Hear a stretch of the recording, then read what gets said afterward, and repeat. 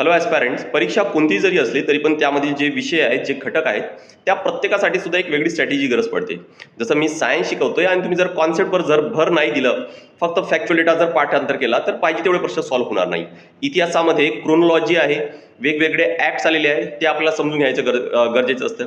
Geography जर म्हटलं तर काय वाटतं, की विदाऊट मॅप शक्य आहे का, की जिओग्राफी अभ्यास करणं? आणि असंच बाकी पण सब्जेक्ट्स असे इकॉनॉमिक्समध्ये कॉन्सेप्ट पण आहेत, काही नंबर्स पण आहेत, काही रिपोर्ट्स पण आहेत. आणि म्हणूनच आपण काय केलं, की येणारी जी आता 2027ची परीक्षा आहे, त्या परीक्षेसाठी प्रत्येक विषयाचा नेमका अभ्यास कसा असायला पाहिजे, प्रत्येकाची प्रत्यक्षाची स्ट्रॅटेजी नेमकी कशी असायला पाहिजे, यासाठी आपण पूर्ण प्लॅनिंग केलंय. आणि रोज तुम्हाला एका सब्जेक्टची प्रॉपर स्ट्रॅटेजी मिळणार. त्या विषयाला नेमका कसा अभ्यास करायचा हे सर्व तुम्हाला मिळेल. आणि आज सुरू होत आहे, आज सायंकाळी 7 वाजेपासून हे सुरू होत आहे.